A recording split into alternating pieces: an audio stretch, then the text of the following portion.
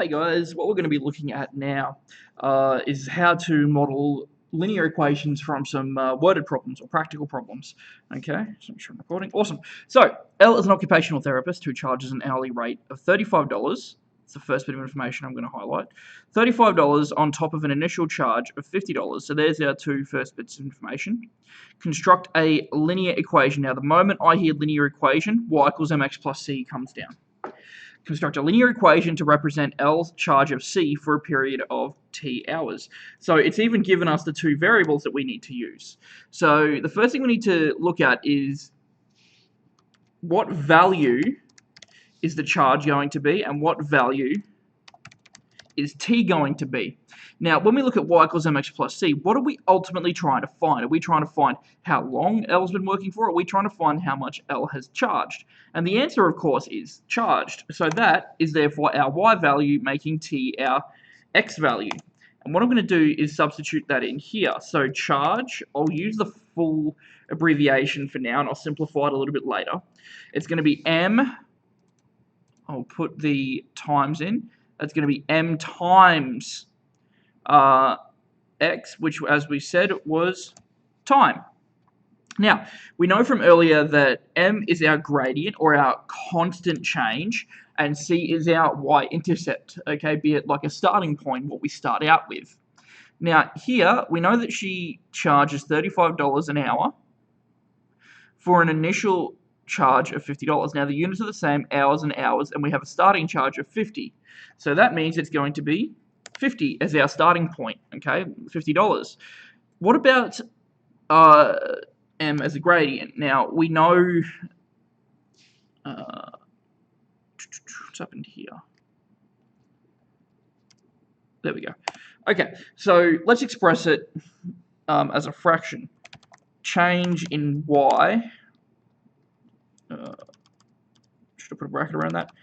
Change in y over the change in x. Rise over run, okay? y2 take y1. We don't have any points like that. But let's discuss it, okay? We know that for every, let's think about y. Okay, in this case, the y, I would say, is going to be the money, okay? A charge, the units for that are cash, okay, or dollars, and we've got $35 here. So for every 35, or not 45, for every 35 dollars we earn, the change in x, or the change in time, is 1 hour. Note that it was in hours here. If it was in minutes, we would use 60. So we get a gradient of 35 over 1, which we're going to simplify down to 35. So 35 times t, time, plus 50. Okay, I'll copy and paste that, and now we're going to simplify it. So capital C for charge equals 35 times, here we're going to express it as t plus 50. And from this, what we can do is calculate any kind of value, all right, be it a total charge or a total time. Okay, so that's the first one. That's how we model a linear equation out of that, all right? Now, let's have a read of our next question. So, a bike tyre has 500 centimeters cubed of air in it before being punctured by a nail. Reading this part here, that to me looks like a starting point. We know how much it started with. After the puncture, the air in the tyre is leaking at a rate of 5 centimeters cubed per minute. Okay, A, construct an equation to represent the amount of air A in the tyre t minutes after the puncture occurred. So again, linear equation. We know it's linear because here it's leaking at a constant rate. The rate is not changing. All right, so y equals mx plus c. Now, ultimately, what are we trying to find? We're trying to find the amount of air in the tyre, aren't we? So A equals mx plus c. Now, that means our x value has to be t, similar to over here. This time, instead of being charged $35 times the amount of hours, it's going to be whatever the constant rate of change of leakage is times the number of minutes. So, copying and pasting this formula down, we've got our substituted our two x and y variables. Let's look at our m and our c value. I mentioned earlier, okay, that this is 500 centimeters cubed. Now, we're still going to keep that as a positive, okay? Because that's we have a positive amount of air in that tire. Now, when we talk about the constant rate of change, however, we know that it's leaking at a rate of 5 centimeters cubed per minute. If I just said 5t plus 500, we would actually be incorrect here because that is a positive linear equation. Now, if we look back, we know that we're going to end up with less than 500 centimeters cubed of air in the tire. So what we have to do is we have to make that 5 a negative. Negative 5t plus 500. There you go. That is our equation. Okay, notice I've made it easy. All of the units are the same. We didn't have to go and convert anything. B, interpret what the value of the gradient in the equation means. So the gradient of negative 5 or negative 5 over 1 means that for every minute of time that passes, the tire will lose 5 centimeters cubed of air. Okay, that's exactly what that gradient means. You know, we don't just say, oh, it just means negative 5. Okay, hence the negative. Now, C, determine the amount of air in the tire after 12 minutes. This one's, again, quite easy. This is just a simple substitution. So I start with my equation, determine the amount of air. So we know we're trying to find our capital A value here in the tire after 12 minutes. Now, we discussed earlier that time in minutes was equal to t. If it gave it in 1 hour, we would have to convert it to minutes, so you'd get 60 there. But here it's already in minutes for us. So let's just go about substituting this now. Okay, so it's 5 times, negative 5, sorry, times t, and in this case t is equal to 12. Okay, copying and pasting it down.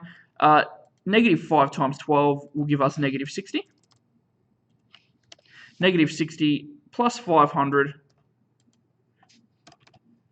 will give you 440 centimeters. Don't forget the units. Let's hope this works. There we go. So 440 centimeters cubed is how much air is left in the tire. This is a worded question, so we'll put a statement. Therefore,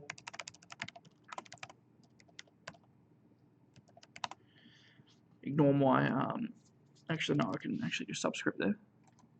There we go. Centimeters cubed.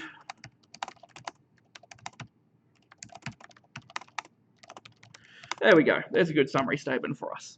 Now, D, therefore, D, by solving your equation from part A, determine how long in minutes it will take for the tire, before the tire is completely flat, i.e. there is no air left. So ultimately what we have to do is mathematically express this section. Now, when it talks about that, what it's actually asking for is when A is equal to 0. Okay, remember that. Now, I'll copy and paste my formula down again. So we have A equals negative 5t plus 500. Okay, I know I'm going to go on to the next page, but that's okay. We've only got 3 examples to go on with today. I might actually put D down on the neck. Yeah, this is going to work a little bit better. For some reason, that's gone down there. That's okay. Anyway, tire is completely flat. We know that A is equal to 0, so we substitute. A equals 0, and from here we rearrange. Move the 500 to the other side first. So here it's plus 500. So over the other side it's going to become negative 500. Okay. Now, what we end up with is 0 minus 500, which is negative 500. Okay, don't worry about that negative. That's okay. It's all going to sort itself out. So, now we need to move the 5 to the other side. Here it's negative 5 times. The opposite of times is divide. Now, this is where students are going to make mistakes. I'll keep that negative on the 500 for now. A lot of students do this, and this is a problem. They drop the negative. And the only, they do that because normally if we had, say, let's say it was minus 500, yes, we would drop the 500 from the minus there and make it plus 500. But here we are changing a times to a divide. So here the negative is actually still going to stay attached. what we end up with is negative 500 over 5. That's going to give you 100. I told you not to worry about the negatives because a lot of the time they just end up cancelling out. So 100 minutes, remember our units, okay? 100 minutes is equal to T. From there, therefore, the tyre would be completely flat after 100 minutes. Assuming, of course, a constant rate of deflation. So there's part D solved for you. Okay, pretty straightforward, that one. Finally, we go into a little bit of domain. Because we're modeling practical situations, obviously certain answers are going to be ridiculous. Let me give you an example. Let's go back to our original equation of the tyre. Okay, once the tyre is completely flat, is there going to be any more air escaping? No, of course not. But if you use this linear equation and substitute, say, 110 minutes, 120 minutes, even 101 minutes, okay, 5,000 minutes, it's actually going to give you an answer. But is that answer actually reasonable given the context of our question? Now, in a theoretical sense, when we're dealing with x and y and there's no domain on it, absolutely we can have that. But in this situation, we've got an issue here. This is only valid for up to 100 minutes. Once we hit that 100-minute point, it stops. Okay, we can't have negative air in a tyre. It doesn't work. Now, the same is true for any time less than 0. You can't have negative 1, okay, as your t value. Now, going down here, let's have a read of A and B. Express the following situations as linear models. So straight away, what do we think of? Y equals mx plus c. And I'm just going to copy it from up here. Sorry, guys. Always start with y equals mx plus c. It's just a great habit to get into. And then give the domain. I'll talk about that domain in a minute. Let's just get the linear equation done for this one. So a truck drives across the country for 6 hours at a constant speed of 80 kilometers an hour before reaching its destination. So what are we ultimately trying to find here? Okay, well, I think that in this linear equation, what we're ultimately trying to find is distance traveled. Okay, so let's call that capital D. We have y equals mx plus c. The distance traveled. Now, x in this case is going to be the speed. Okay, we have that here. All right, I'll even use a capital S to represent that. Okay, so distance equals ms plus c. All right, now our gradient is our constant rate of change. What is our constant? Actually, no, it shouldn't be speed at all. Speed is going to be our gradient, sorry. This is actually going to be t for time. My apologies, guys. So time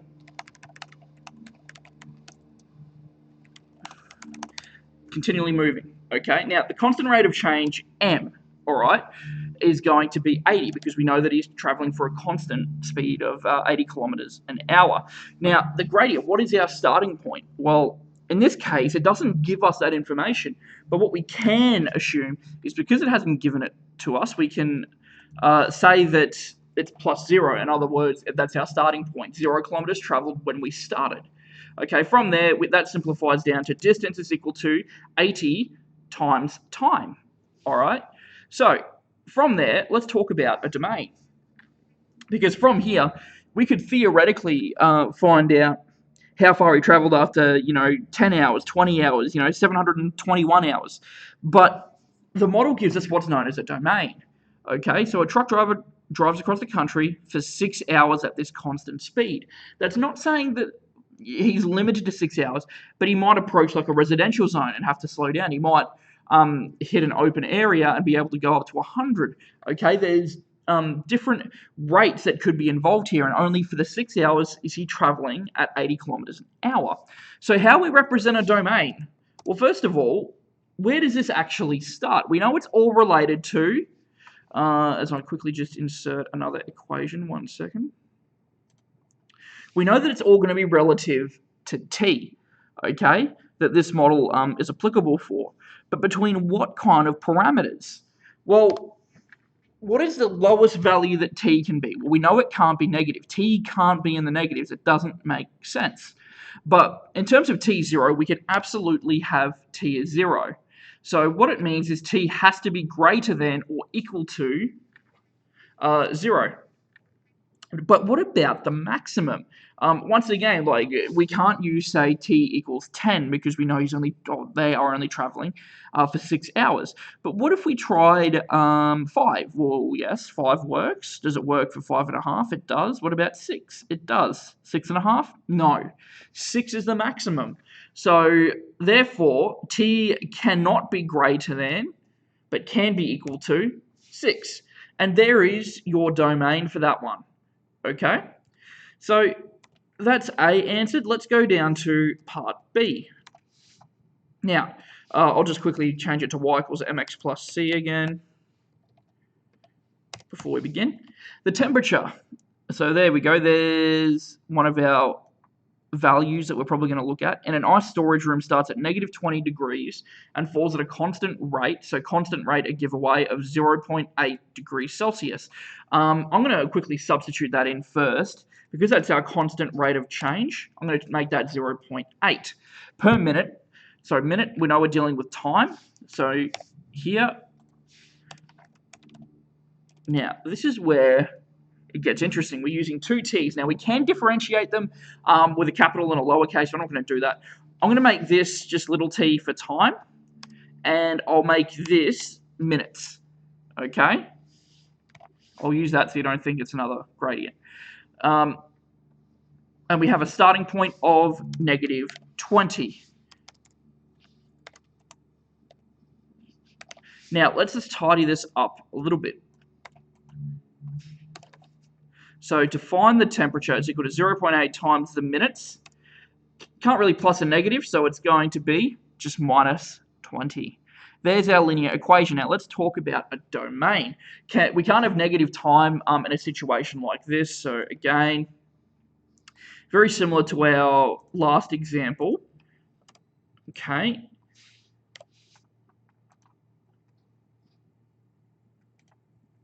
Notice we're not using T here. T represents temperature. Okay, we don't really have a domain for the temperature. Okay, obviously we could talk about Kelvin, but we're not going to. All right, but for this circumstance, we're given time constraints, so that can be our domain. So we know that time in minutes has to be greater than 0. It can be equal to 0, absolutely. It falls every minute for the next 22 minutes. So that constant rate, again, going up to 22. And that's it. That's how you create a domain for a question like this. All right. Well, thanks very much for watching, guys. Sorry for the kind of awkward formatting of this. I might play around with it and see if I can get it looking a little bit neater. But yeah, thank you.